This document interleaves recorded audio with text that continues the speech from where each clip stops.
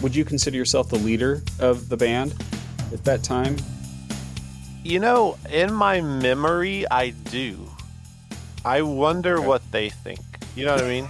Like, for real. Like, there's no more true statement about being in a band than I wonder what they thought about that time period. Yeah, because in my mind, I was a huge piece of moving things. In this episode, you'll get to know Josh Scott, the Willy Wonka of guitar pedals, and you'll hear the story of how he went from being a college dropout to becoming an industry leader and tastemaker for musicians around the world. I'm Dave Crenshaw, and this is my Success Project.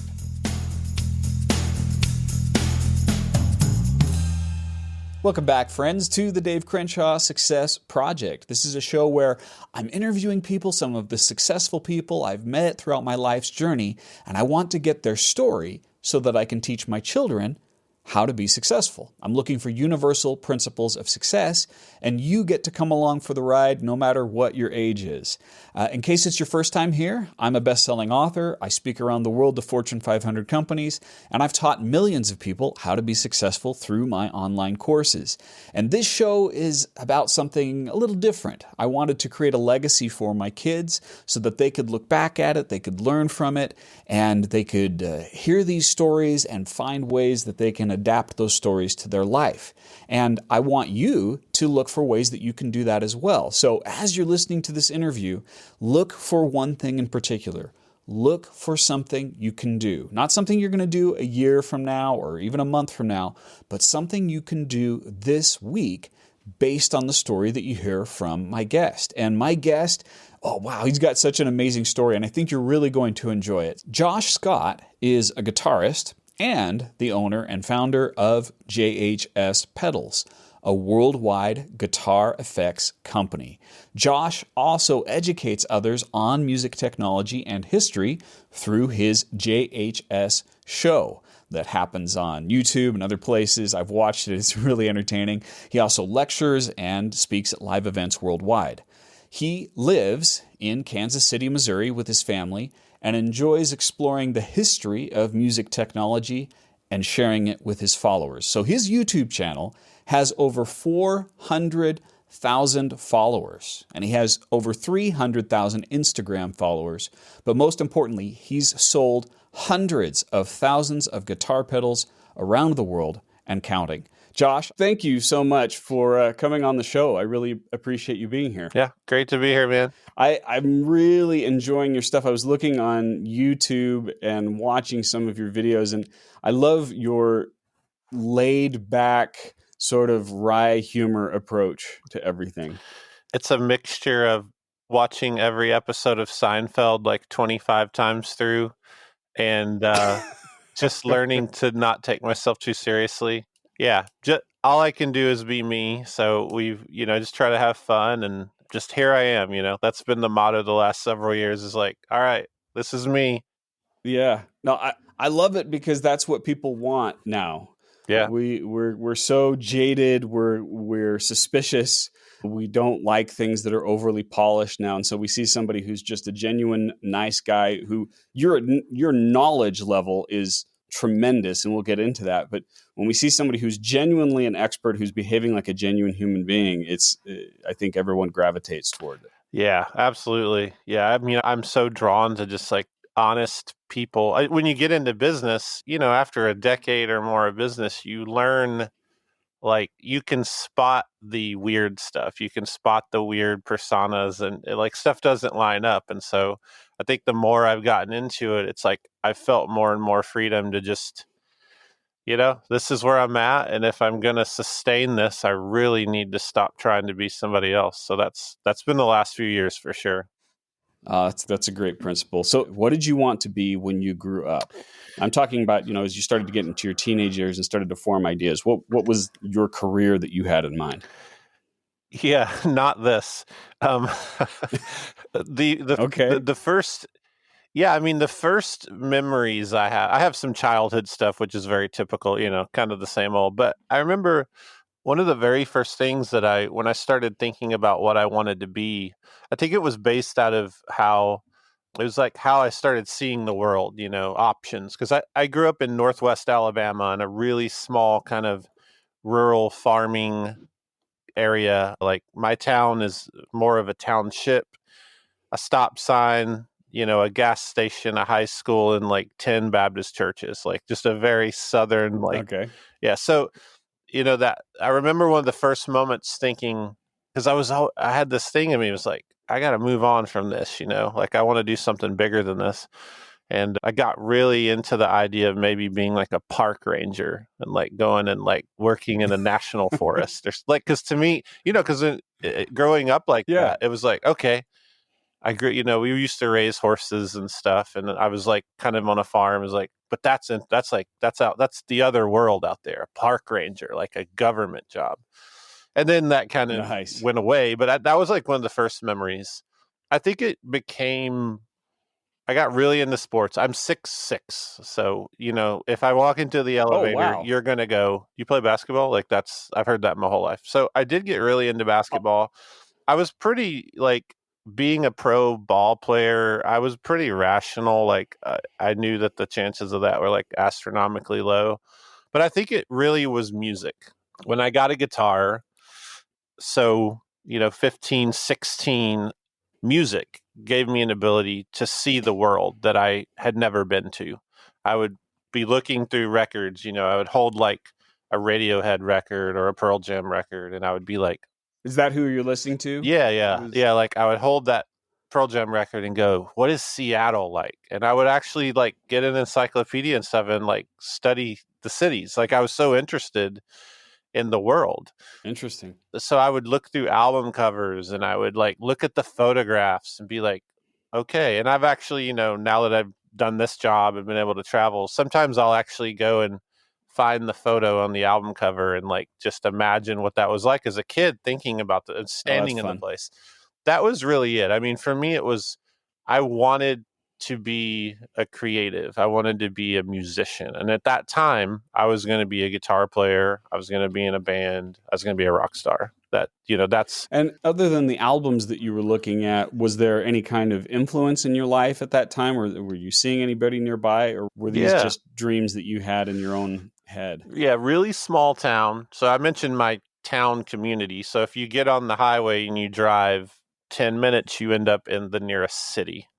That city's pretty small, but there was a little guitar shop, and the guy that ran it, he was in a band, and this guy's like in his 40s, and they let me and my band that I had, we'd come and watch them. It was just so wild, like to go walk in and these adults who were like accomplished, playing really good music.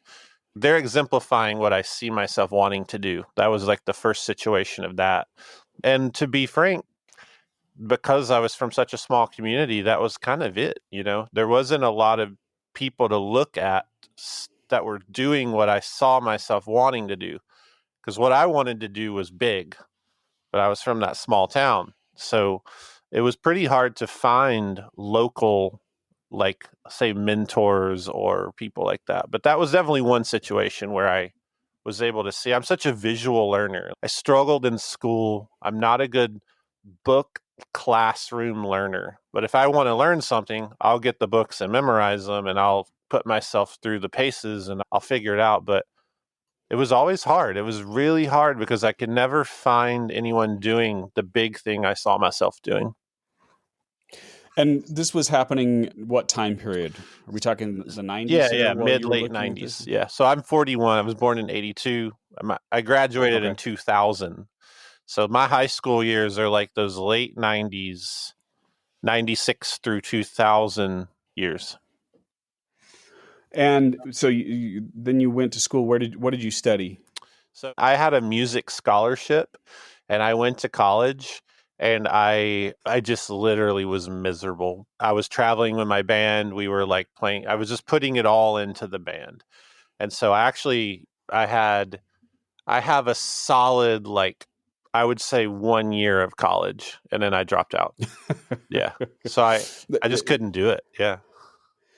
Well, and your story is an entrepreneurial story, which we're moving toward here, but that is not uncommon. As someone who's coached hundreds of business owners, I can tell you that most of them, the way in which college took place, the structure of it just did not work for them. Yeah, that's Is definitely, that yeah. it? Yeah. I just wasn't into, it sounds like immature and weird when you hear it at first passage, but I wasn't into what they were trying to teach me. It's like I really struggled with, I was so passionate about other things, and that was such a battle for me. And I think there's a difference, and I'm having to learn this in my own kids. That didn't mean I was really driven and I worked really hard, but I just didn't want to work on what they wanted me to work on. I saw something that wasn't in the path. Like school had this path, my path was over here, and I was willing to, like, hell or high water do that work. This was just wasteful, and it's such a contradiction in what I was trying to do. Yeah. Okay. So let's talk about the band for a bit, Yeah, because if you've been through it, and I'm going to start by saying I had a band for a couple of years. I tried to be a rock star. I tried to, get a label and all that cool. while my wife supported me. So this was early 2000s. Was that about the time you were doing things, or? Yeah, it would have been for me, the, like, serious, playing shows at showcases and A&R stuff. Yeah, it'd be like 99, 2000. Yeah. Okay, so you were Yep. a couple of years ahead where I tried to do it.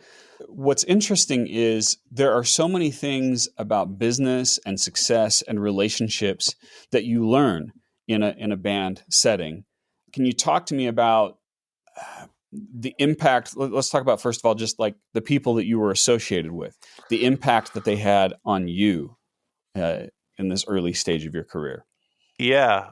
I think the band members, it was such an interesting thing for me because my family environment, my brother's 10 years older, so, like, I'm kind of an only child if you do the birth order thing. Like, he was so far removed, he literally moved out, when I was 8.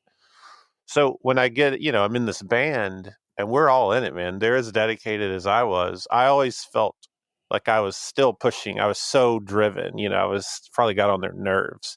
But And sorry, what was your role? What, you played guitar? Were you singing? Were you writing songs? yes, Or singing, writing, guitar. Yeah. So we were like okay, a classic 4-piece rock band, 2 guitars, bass, and drums. Yeah. And I think the biggest takeaway looking back, and that's a great question that I kind of have never necessarily thought of. It's like that element of teamwork is wild. Like, looking back, it was such an initiation. Now, as a business owner with 40 plus employees and 15 years under my belt of all this and creative teams and collaboration, man, it's so wild how much that was college. Like, that was a college course you don't get, is you have a drummer, a bass player, and another guitar writer, and you have to work together. You have to be excited hmm about each other's ideas, and you have to be rational about them. You have to figure out how to be disciplined and show up on time and keep each other accountable. And you have to have fun or you're going to be miserable. So that's a huge lesson. That's such a valuable thing. yeah, that's such a good point about the fun aspect of things. I actually wrote a book called The Power of Having Fun, Cool. but it's really, really easy as a musician because it seems from the outside like, oh, this is fun, this is relaxed. What a I don't know what the word. It just sounds a little passive, but it is a pressure cooker Yeah. to try and get gigs and the pressure of money, which does not exist. I made the comment, and this kind of deals with your industry, but I made the realization in my band that there are more people making money selling things to musicians than there are actually musicians making money. Yeah, it is. You and I, we're trying in the era we're trying to make it. If you get into music history and economics of music and industry, it was kind of the final era too of bands making a ton of money off their actual records. So there's, like, all Mm. this weird stuff shifting. I remember actively using things like LimeWire and Napster to figure out songs and then go buy a CD. Like, downloading music was new. And Yeah, now we're in the world where, posting it up. yeah. And now we're in the world of like, I will never forget seeing some of the first Spotify stats for like Pharrell's Happy, which was streamed like 50 kajillion times and he made like nothing. There's like that weird thing. We were in an era where we're trying to get a record deal because the record deal, and there's rules, and that record deal is going to pay your salary. And now all that got really broken, and it's like most bands make most of their money off merch, or like, it's crazy. Like, it's such a backwards world. So that pressure cooker of a band, we were trying to run a business that played songs. Like, I think that's really bizarre. It's a super bizarre thing.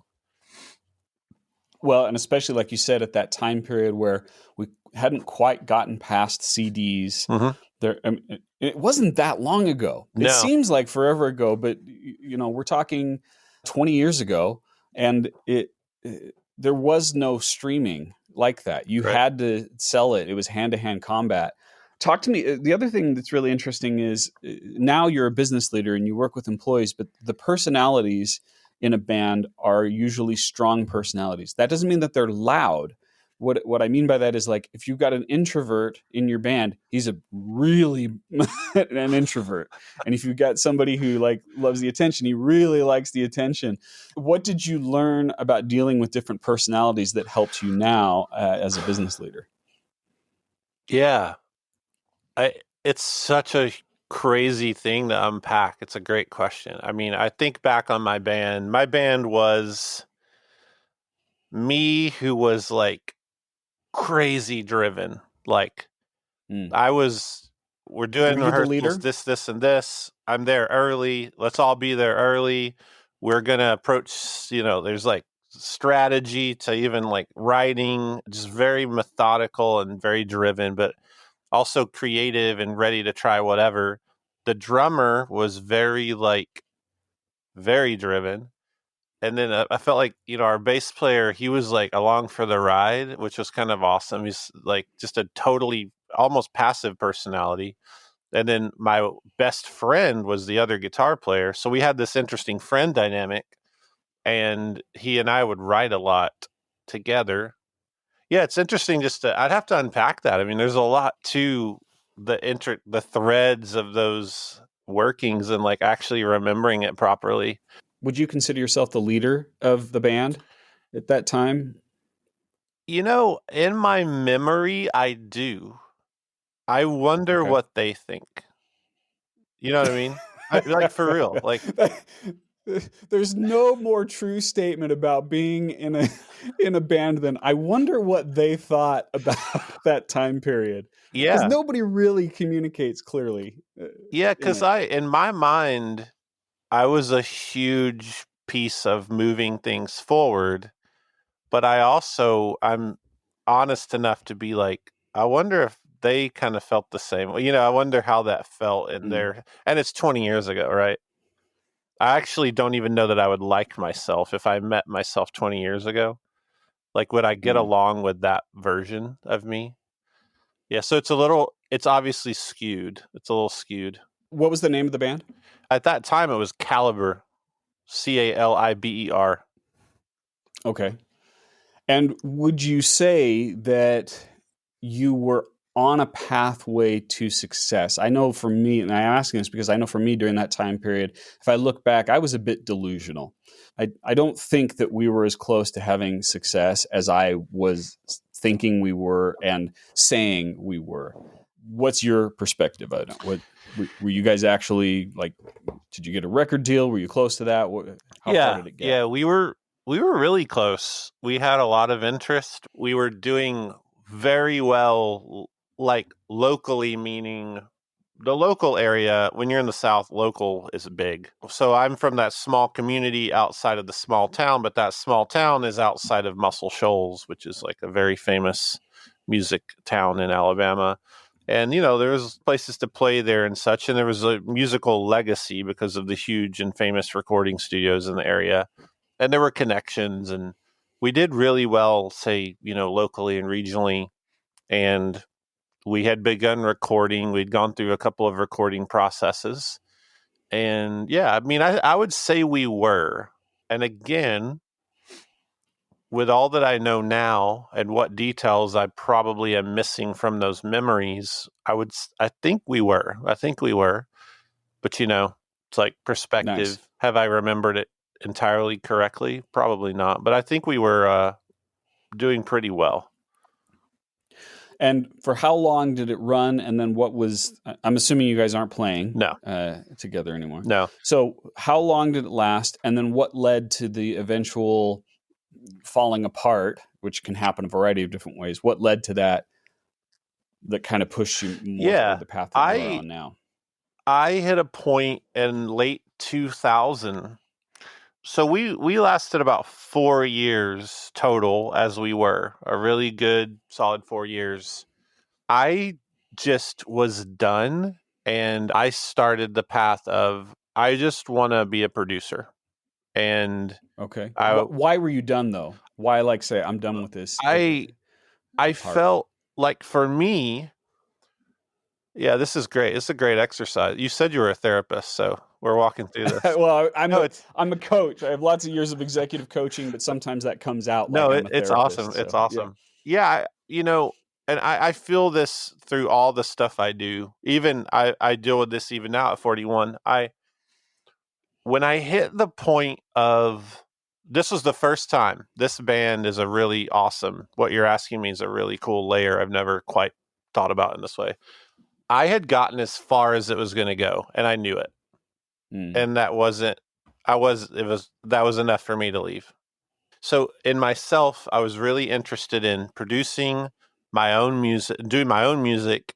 I wanted to play on records. Like, I wanted to do session playing. I wanted to do whatever. And so I just went and I did that. I walked away from the band. I still have good relationships with pretty much everyone.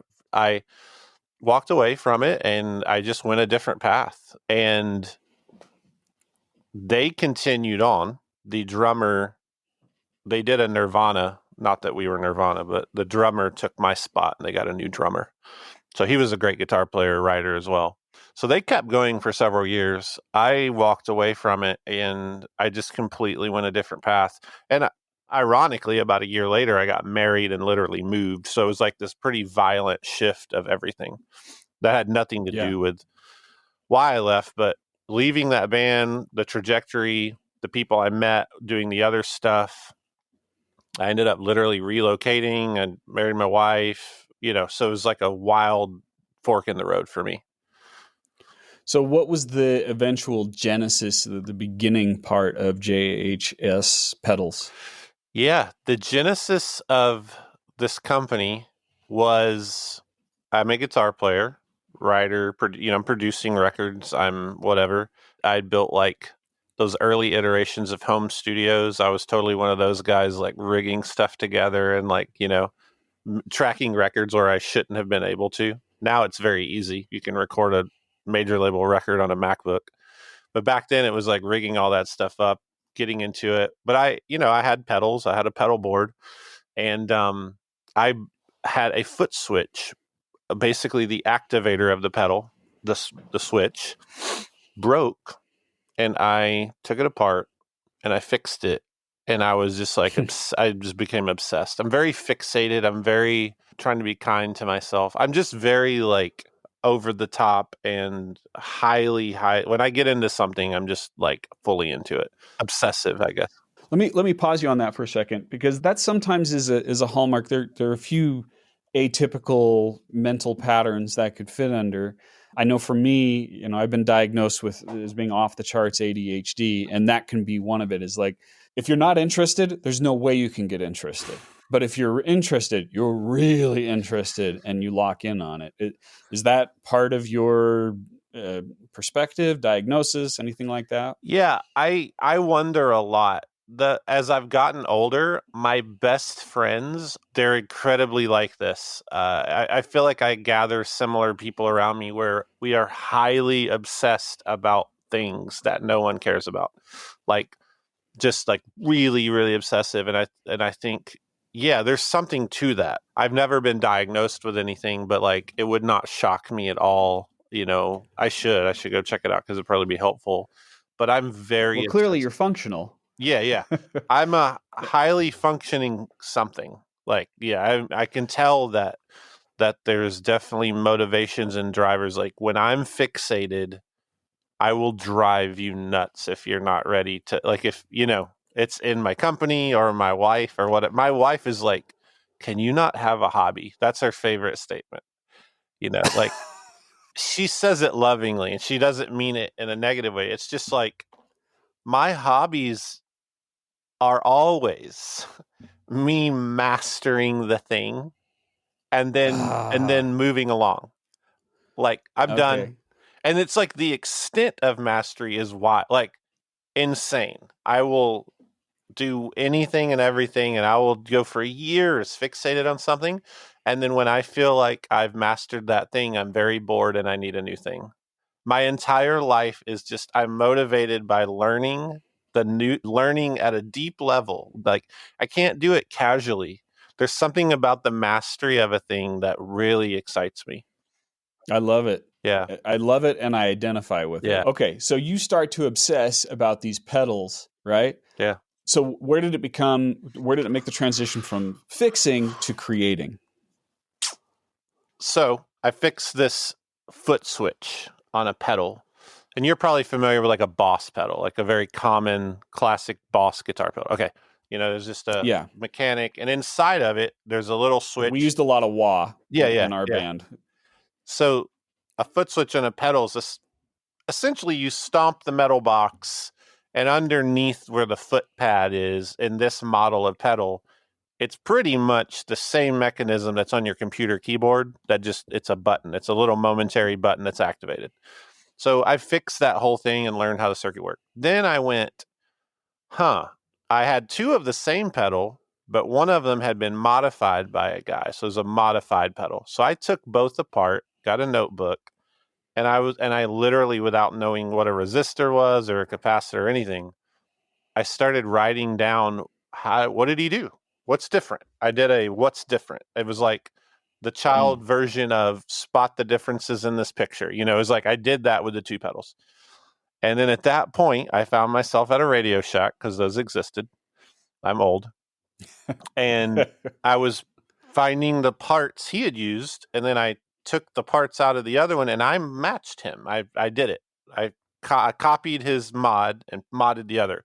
So scenario for a viewer or a listener would be like, you have a modified car or something, whatever. Like you take the same car and you figure it all out and copy it. I was doing that with the pedal.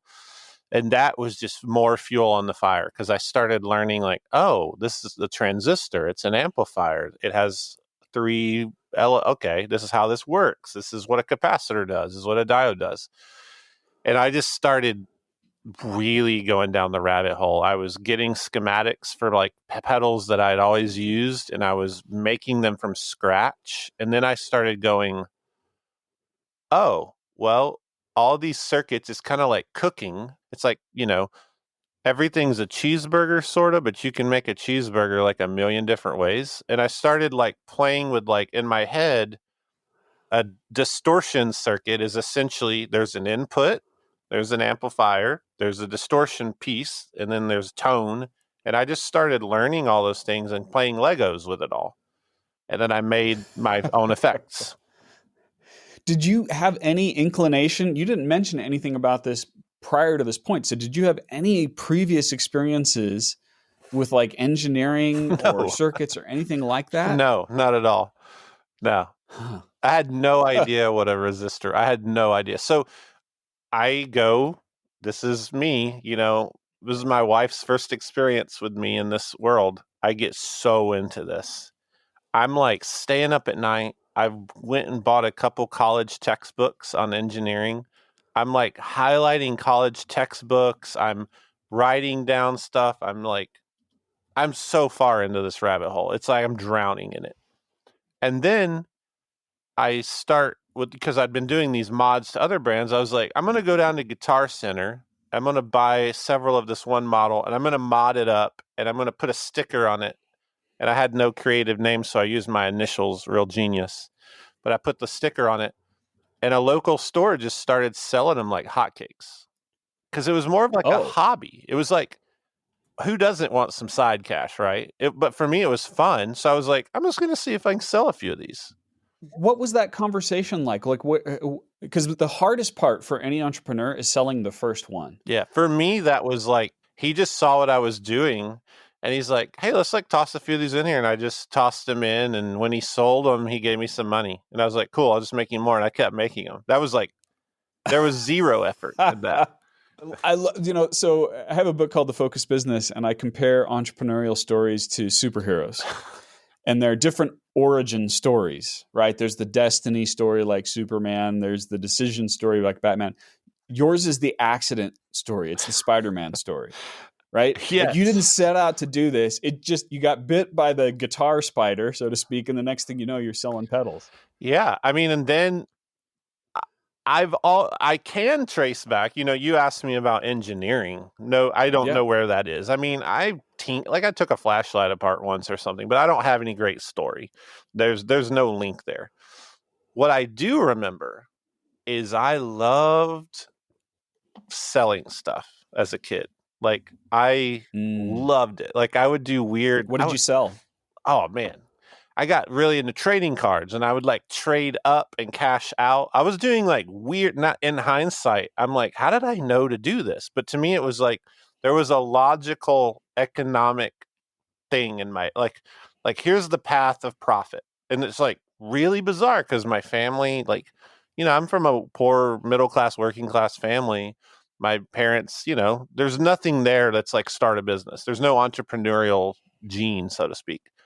And I just have these memories of that. I remember like buying up mechanical pencils in 3rd grade because they were like cool. And then I had the lead, and I was like turning profits at break time, selling people like number 5 lead, number 7 lead, this pencil, these eraser, like weird stuff that in hindsight I go, where did I get that? Like, and I don't know. I just enjoyed, I loved that business was like this game, and I felt like I had a knack for gathering what people didn't know they even wanted. I had this interesting, I don't know how to define it, and I don't want to like make it sound like I'm a genius, because it was just more of a like, I felt like I had an intuition about how to make people happy, and I could sell them stuff. And I don't know where that's from. Well, and I love how you just phrased that. Sales is making people happy. Yeah. In its purest and best form. And all too often, sales, because we experience people who are not trying to make us happy, they're just trying to extract money, there's a negative connotation for it. But I think part of your success, and even like when I watch the stuff that you do on YouTube, and there's this natural sense that's coming from you that's so genuine, that's like, I'm excited about it, and I'm trying to feed people who are excited about it. Yeah. And the sales just naturally come when you do that. Yeah, I can trace that back, and I've thought a lot about that because it's bizarre. It's like bizarre once I got into business.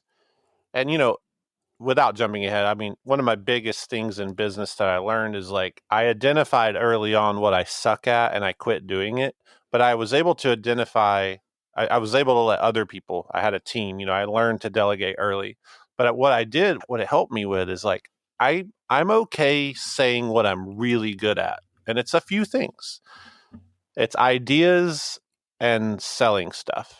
It's creating a thing and selling it. That's what I'm really good at. I'm really good at story and teaching, but don't ask me to do taxes. Don't ask me to, Yes. Like, when I learned that early on, it was such a highlight to me to be more confident in the few things I'm really good at, and like be okay saying that.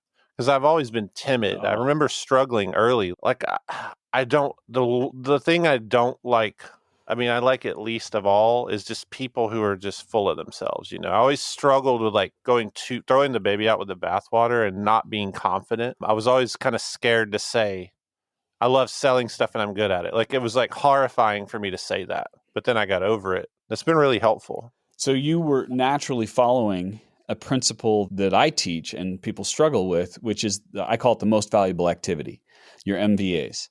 And it's two. I love that you just said that it's because I say there are two most valuable activities, and you just said it, Oh, ideas and selling stuff. amazing. And when you can focus your time and your effort on just those two things and get rid of everything else, that's where real success comes. So here's an example of you have such great intuition. So I also think that's one of your gifts is there's some intuition there when it comes to sales and it comes to running a business where you're naturally gravitating toward principles that are true, even if you're not fully, you're not putting a name and a face to it when it Yeah, happens. that's really cool to hear. Yeah. So the first sale is a big milestone for entrepreneurs, and the first employee is also another major milestone. So who was the first person that you hired, or when did you say, I need someone else to help me do this thing?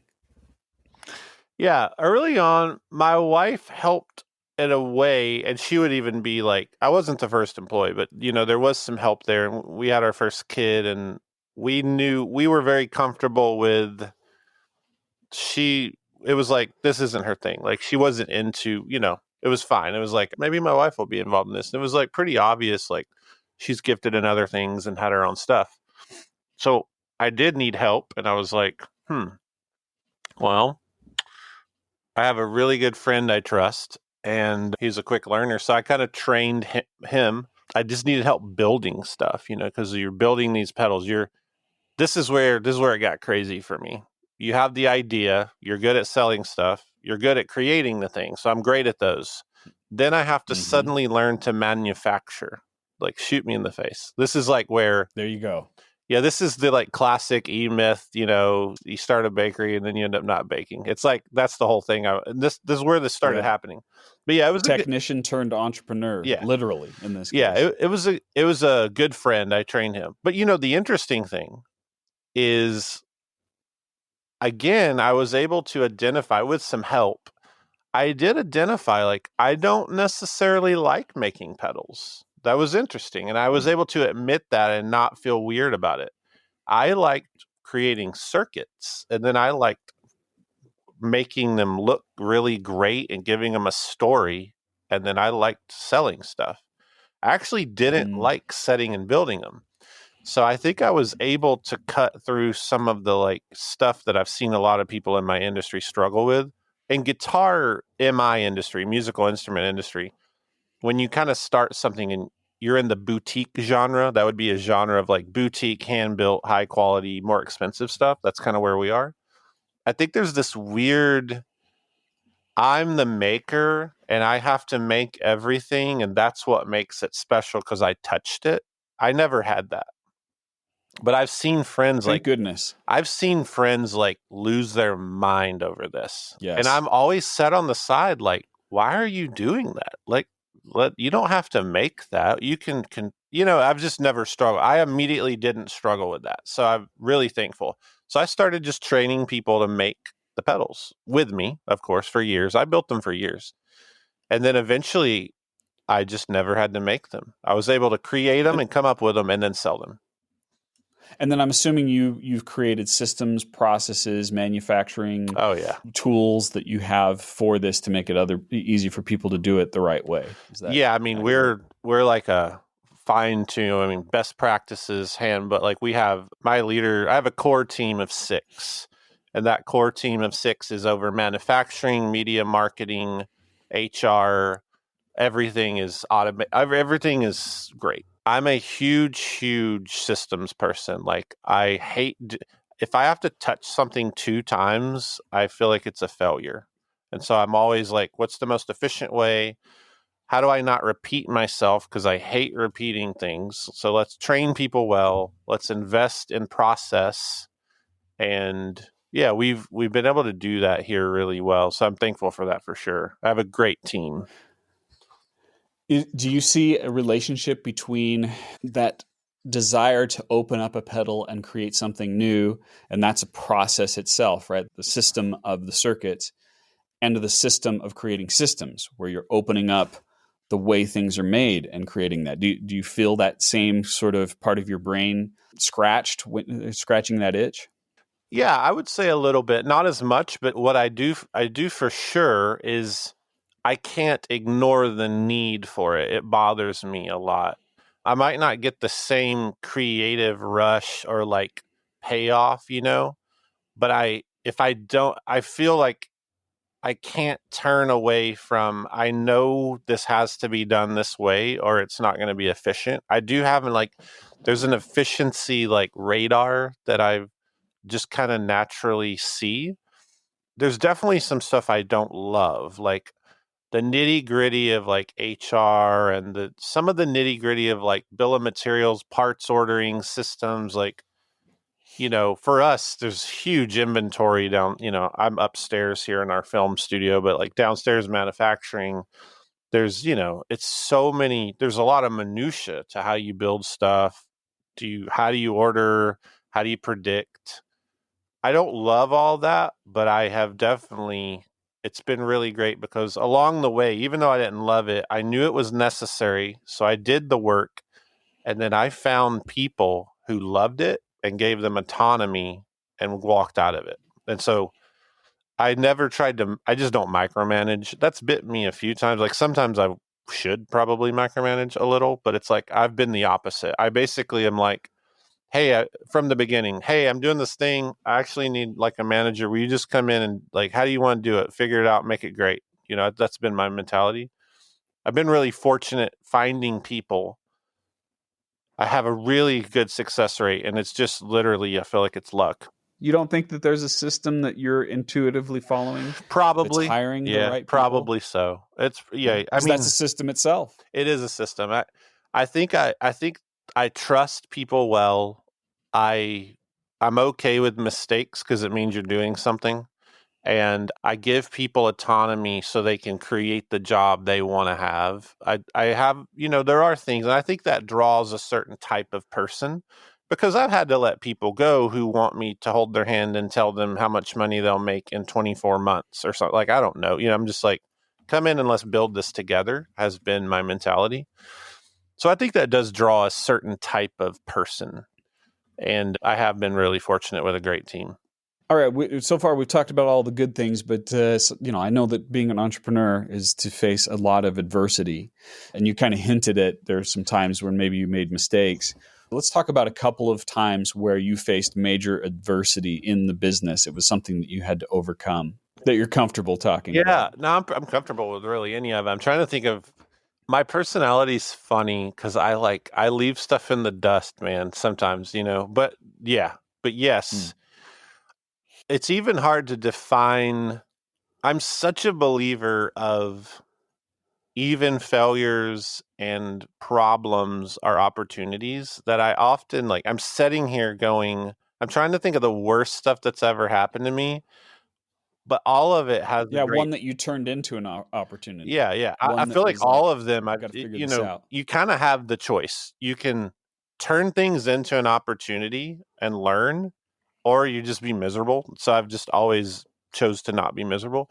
I would say, one of my problems I've had, this is me as a creative in this capacity, I got really into this idea of trying to be so original with everything that I exhausted myself, literally spent hundreds of thousands of dollars on certain projects just to have them fail. And the ones that did actually come out, nobody cared. And I was so obsessed with being original because there was this pressure in my industry. Nobody does anything new. It's like, why didn't somebody do anything original? So I was really feeding into that. And I think that was really a critical moment for me because there was a lot of failure in that, meaning products that never made it off the ground, money wasted, and products that were made that actually nobody wanted because they were too weird.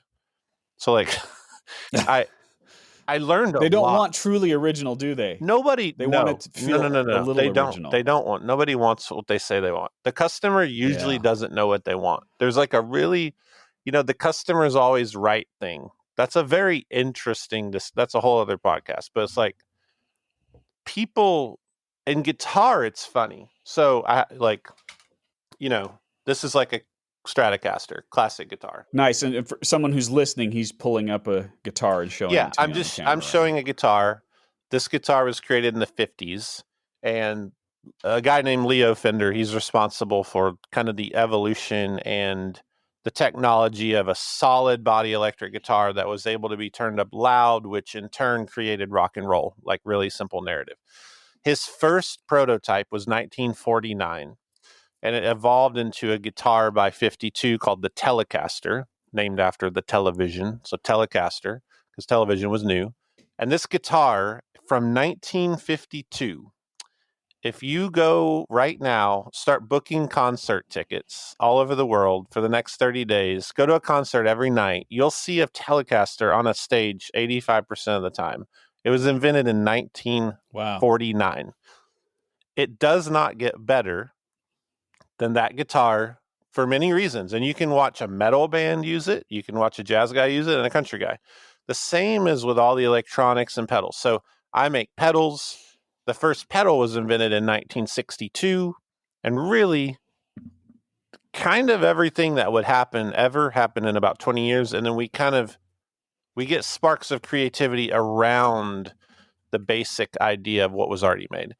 But people always say they want something new in my genre, but they really don't, because electric guitar is pretty fixed. There's a sound, there's an expectation, and it's an interesting struggle. And I see a lot of entrepreneurs and business owners get really forced into some of this mindset that's hard for them to handle. Whether you're in tech, or tech is different and weird. Tech is so interesting. You look at something like Apple.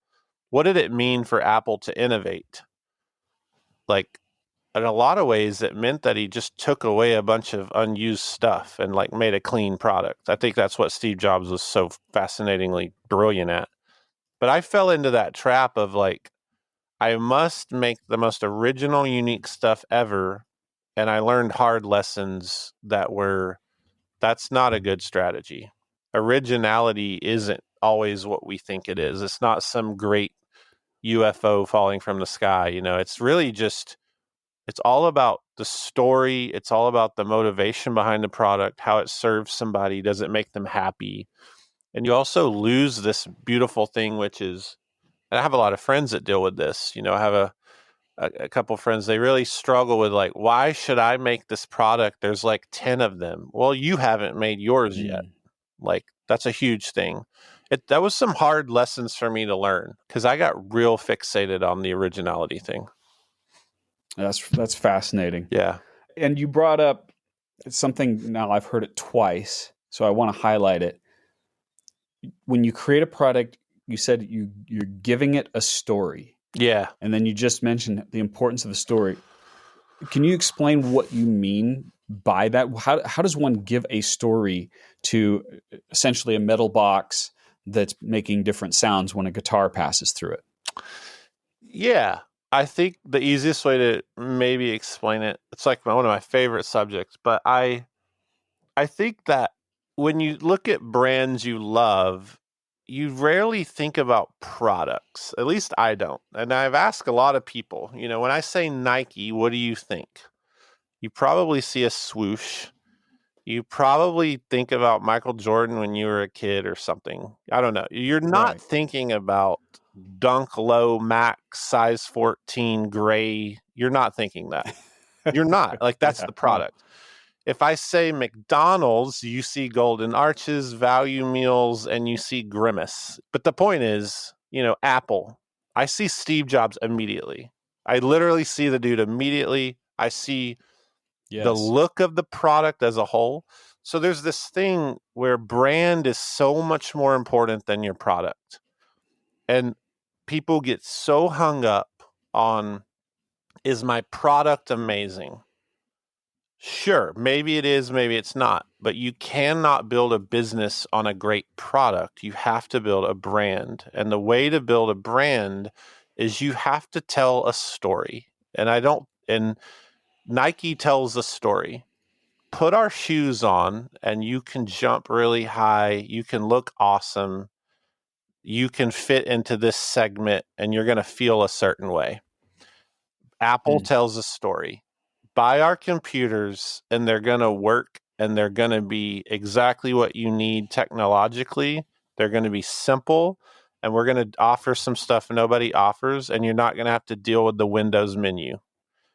And what's a story that you're telling with one of your pedal lines? Honestly, every product I think about it, I go, hey, here's this pedal. Let me tell you where it comes from. And usually for me, it's really fun. I'm like, in 1968, a man named Fumio Maeda invented this circuit out of this thing. He made it in Japan. Jimi Hendrix ended up with it on stage at Woodstock, et cetera, et cetera. This is my version of a famous circuit called the Univibe. And this is the story of that thing. And this is why it's important. So I launched a brand new brand 3 weeks ago. I found a brand from the 70s that I loved that was dead, and I brought it back to life. So we've made a whole documentary. It's like a 2-year project. And I relaunched the brand, and the importance of the brand is the guy that started it. His story had never been told. So I did all the hard work of telling his entire story. And I told people this normal guy made these exceptional, amazing products, and he changed the world. And so we're offering... This is the Ross story, correct? Yeah, Ross. I was watching that just before this interview. That's cool. And it was fascinating and it was interesting. And you're right. Now I'm like, oh, okay. Now I see these pedals. And if I were playing guitar, I'd be like, oh yeah, I want to try one of these out. I want to experience the heritage that's behind that. I think it's like, you got to tell a story, because that's what we have to see ourselves in the things we want to buy. Anything we buy, we see ourselves in it. If you decide to buy a Vitamix, you don't buy a Vitamix because you think it's cool. You actually buy the Vitamix because you see yourself every day blending smoothies in it, and it's going to change your life.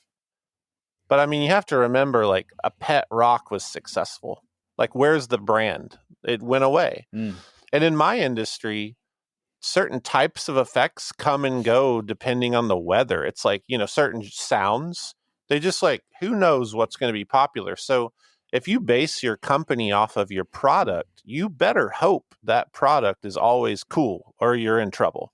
The brand element, that story element, to me is, I want people to see my brand, JHS, and I want them to know who I am and go, I relate to that guy. I relate to the brand. I like the history. I like the preservation work he's doing. I love saving these stories. And I think those products are really cool tributes to the past. And that's why I like the brand. And whatever product they put out, I know it's going to fall into those kind of genres of value. And I think that's what I've tried to build, because I think it's just so important for people to see themselves in my products, not necessarily just see my products. I think everything that you just said there is the true genius of your business. I mean, yes, you're creating these pedals and you innovated those, and that's valuable. But as I'm listening to this, I think this is really why you're selling so many. Do you know how many pedals you've sold so far, roughly? Total? I actually need to do this math because I do these little staff talks every month, and I was going to do a talk and I was going to add it up. So we're selling around the 100,000 pedals a year mark. Wow. We're up there.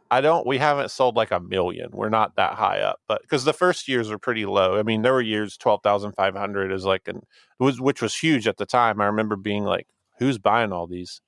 12,500. I remember 42,000. I remember 70 was crazy. And then I remember hitting 110 and just being like, this makes no sense. Where are these people at? Always. But I would say we're probably like 500,000-ish.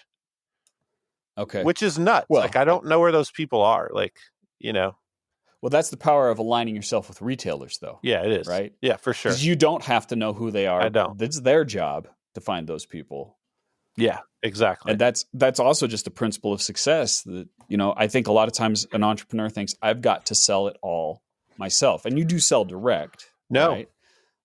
No, it's No, all through I retailers. just committed to the engine of business to business because I Yeah. think it outweighs. That's turning a bit in my industry. I'm keeping an eye and an ear on it, but to me, there were huge advantages to letting dealers do what dealers do. Especially when you're an innovator, it's easier for you to focus on what you do. I mean, that's what I've done. I've aligned with LinkedIn Learning. I don't sell my courses direct. I partner with other places. That's cool. So I like that model. So I want to make sure we cover this before we're done. A big part of my message, and I created this podcast. What inspires me was the idea of I'm going to find success principles to teach to my kids.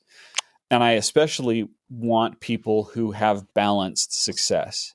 So not just, a big bank account, not just conquering the world with their business or entrepreneur, but people who prioritize having fun and making time for family and that sort of thing.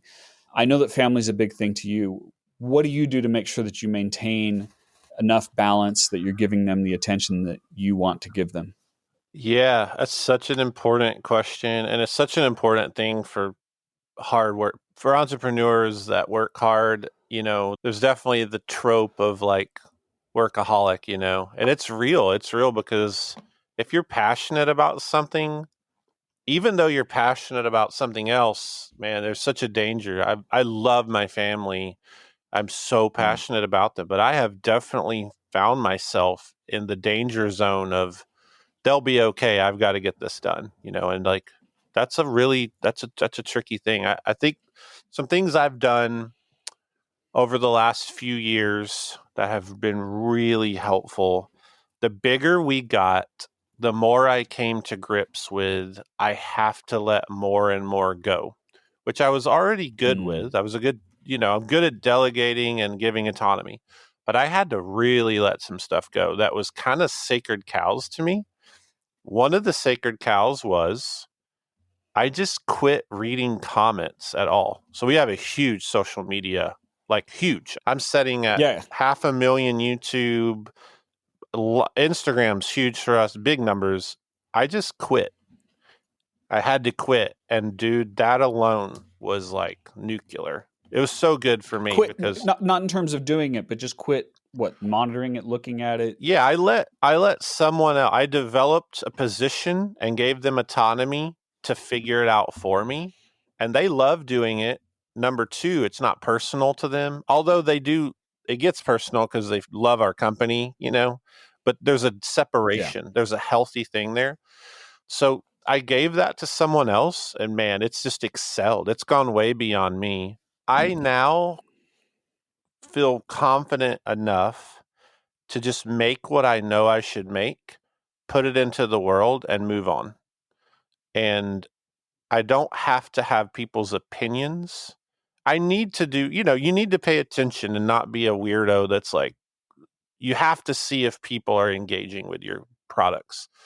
What I'm talking about is I can't worry about people not liking me or not liking something. Like I need to move on. There's never been a person or a thing in the history of Earth that everyone has liked ever. Like it's never happened. And what impact has that had on your family, that change? Yeah, it's huge because when I'm home, I'm home. That was one of the things that was keeping me my brain was not home.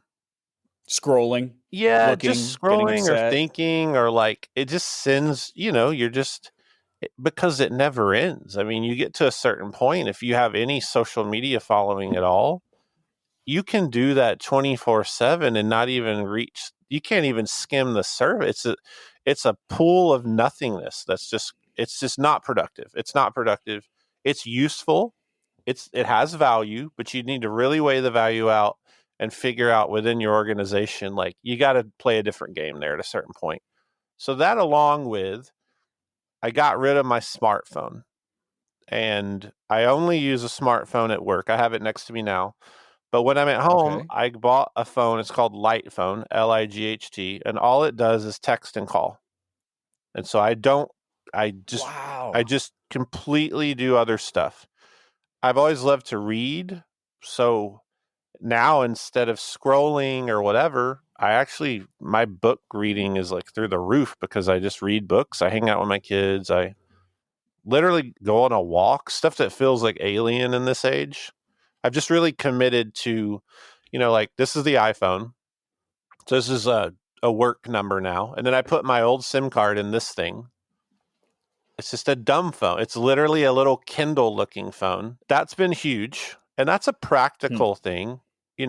I took the phone away from my nightstand. I charged my phones in the bathroom. I bought an analog alarm clock, like all kinds of stuff that's just like really quirky.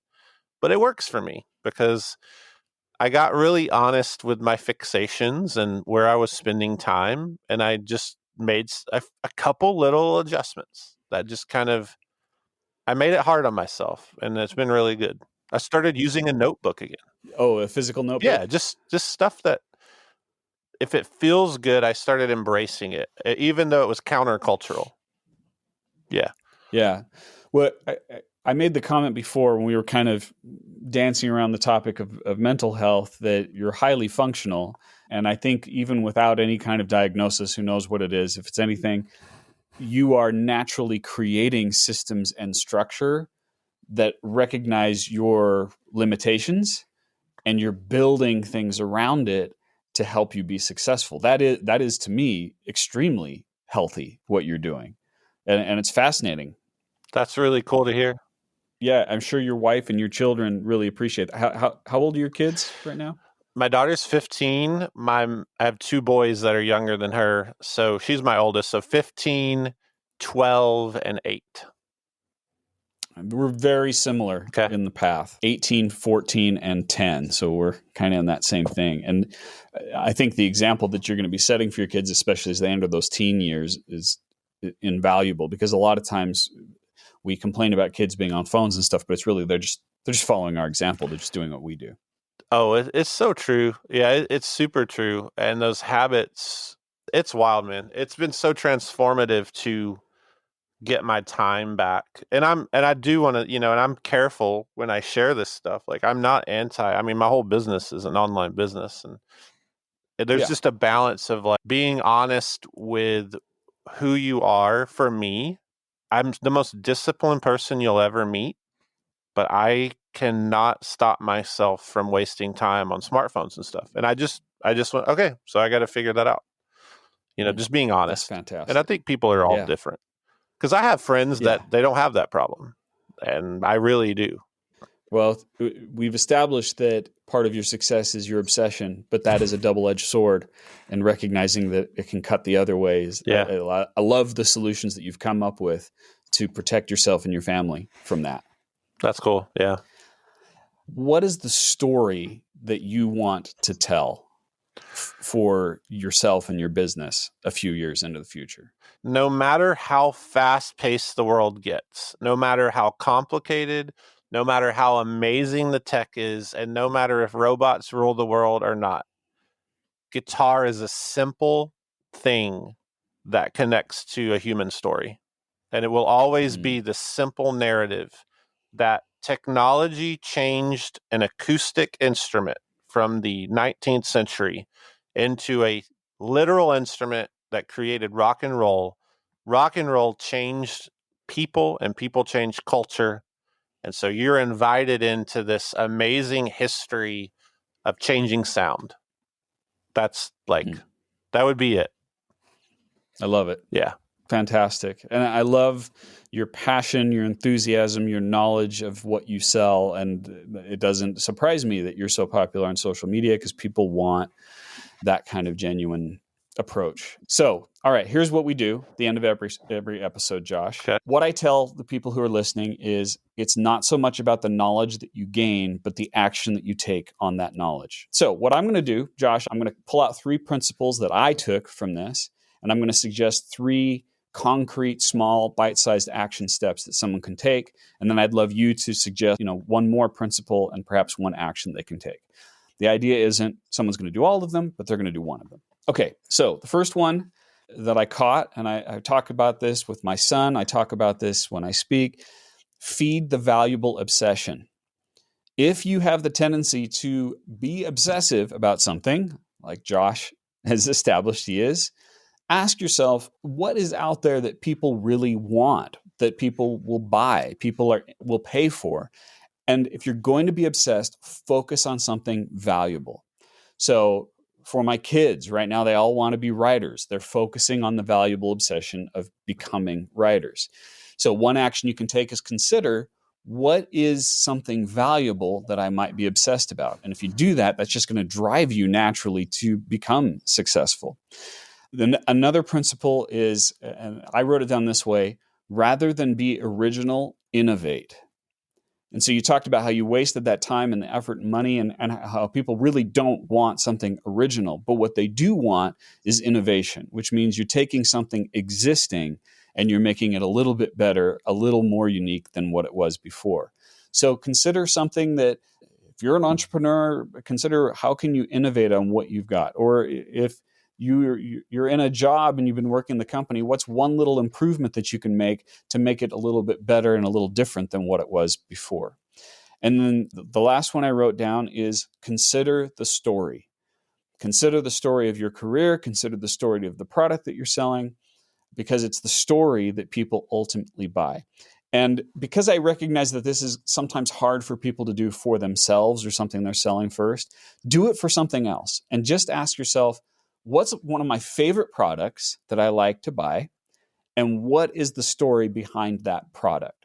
And that exercise will help push your mind toward that idea of the story of the brand. I'm passionate about Porsche right now. And boy, is there a story behind that and the innovation behind that.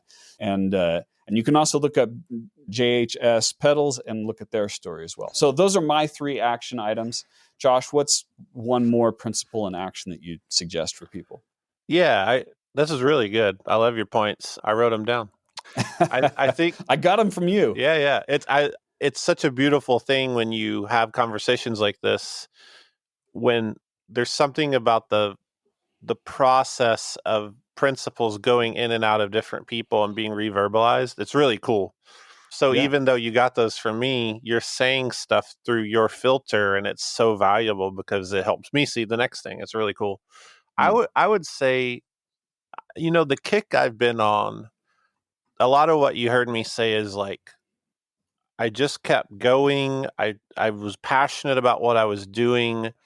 I embraced mistakes. I just kept going, and I gave autonomy to people. I found a good team. I embraced what I was good at, and I let other people do what I'm bad at. So that's like a summary. But I think the thing that really states it, and I've been really thinking about this a lot and talking about it when I get a chance, is I really, in the last year, have realized how important it is for me to value the process over the product. And that's how I've been able to verbalize it. I'm very driven, and I would be very focused on the product. And that could be, if you're a band, it might be the song you're writing. If you're me, it's the pedal I'm making. If it's Dave Crenshaw, it might be the book you're working on. There's so much more value for you as a creator in the process than the product. Your products may change the world, but like for you, the journey of that process is so valuable to embrace. Don't rush through it. Just really think about what's happening in your process. Like, enjoy it, even the hard parts. Because, man, by the time you get your product done, you will have learned so much that your next product, and you just always think about the next. That simple statement is, the process is more important than the product. And I've really, I love it. I've embraced that big time, and it's been helpful. It's been some like mental clarity for me in a lot of situations. And I love that principle. And I would add, when you focus on the process, the product can't help but come out of it. That's good. Yeah. Josh, man, we could talk forever, and I hope we get a chance to talk more in the future. This was a lovely conversation, real pleasure and honor to get to know you. Yeah, thanks for having me on. This is a blast. Yeah, thank you. And thank you, everyone, for listening. Remember, do something about what you heard. Just do one small action, and you'll make Josh's story a part of your life forever. Thanks for listening. You've been listening to the Dave Crenshaw Success Project, hosted by my dad, Dave Crenshaw, and produced by Invaluable Incorporated. Sound editing was done by my brother Stratton Crenshaw. Research and assistant production by Victoria Bidez. Voiceover by me, Darcy Crenshaw. And the music is by Ryan Brady via Pond 5 licensing. Please subscribe to the Dave Crenshaw Success Project on Google Podcasts, Apple Podcasts, or wherever you like to get your podcasts. And please don't forget to leave us a 5-star review. See you next time.